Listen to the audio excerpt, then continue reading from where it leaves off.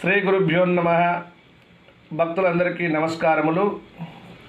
మీ యొక్క జ్ఞాన ప్రబోధానంద సరస్వతి దైవజ్ఞ ఉపేంద్ర దీక్షితులు గారు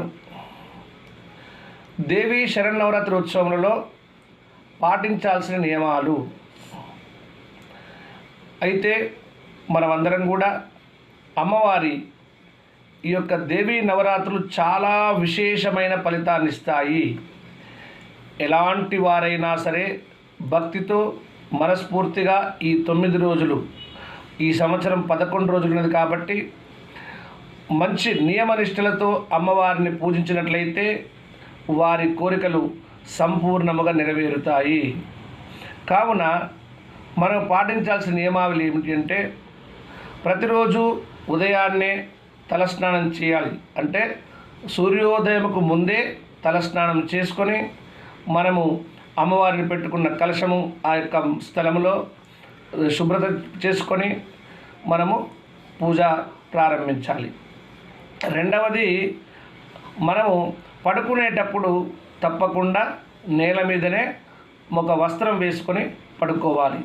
పైన కప్పుకోవడానికి ఒక వస్త్రము, కింద ఒక వస్త్రము, అంతకన్నా ఎక్కువగా వాడరాదు.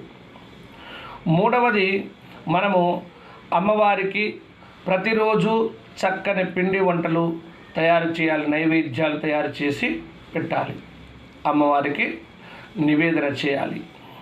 అలాగే నాలుగవది, మనము అమ్మవారికి ఎంత నిష్ఠాగరిష్టంగా ఆ యొక్క మనస్ఫూర్తిగా అమ్మవారిని కొలిస్తే అంత తప్పకుండా అమ్మవారు అంత త్వరగా మనకు ఫలితాలను ఇస్తుంది.